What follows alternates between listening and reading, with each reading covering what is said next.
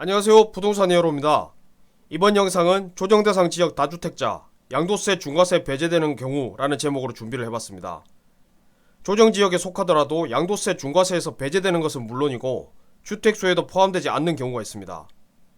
요즘처럼 복잡한 규제가 이어지는 시대에서 하나의 틈새 시장이 될 수도 있으니까요.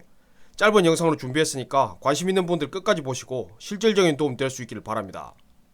우리가 상식적으로 조정지역에 속한 주택은 기본적으로 양도세 중과세 대상이 된다는 것으로 알고 있죠. 지금부터 엄연히 조정지역이지만 중과세에서 배제되는 경우를 살펴보겠습니다. 2주택 이상을 보유한 사람이 2주택 모두 조정지역에 속한 경우라면 기본적으로 양도세 중과세가 되는 것은 맞는데 세부적으로 구분하면 지역과 기준시가에 따라서 차이가 있습니다.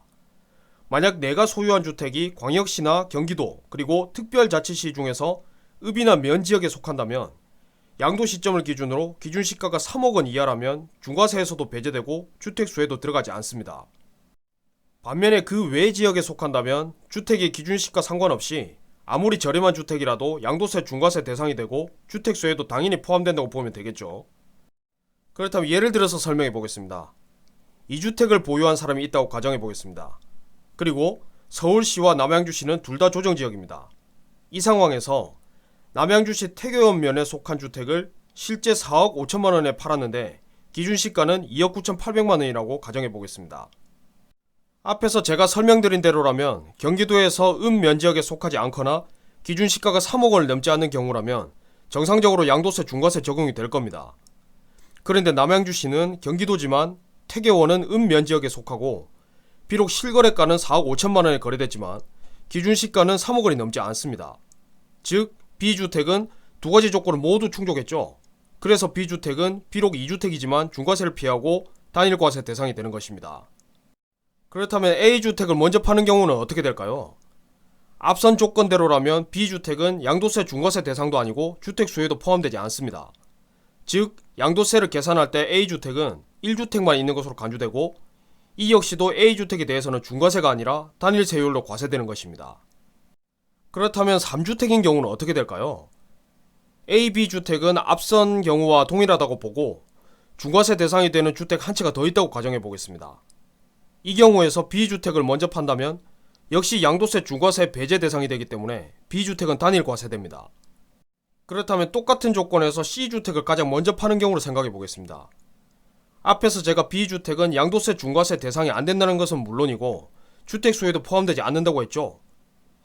즉 B주택은 없는 주택으로 간주되기 때문에 C주택은 3주택자 중과세율이 아니라 2주택자 중과세율이 적용된다고 볼 수 있습니다.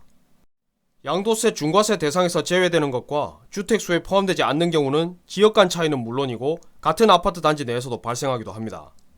자, 화면을 자세히 보세요. 이 아파트는 경기도 남양주시 태교원읍에 속하는데 10층 기준시가를 보니까 3억 원이 넘네요.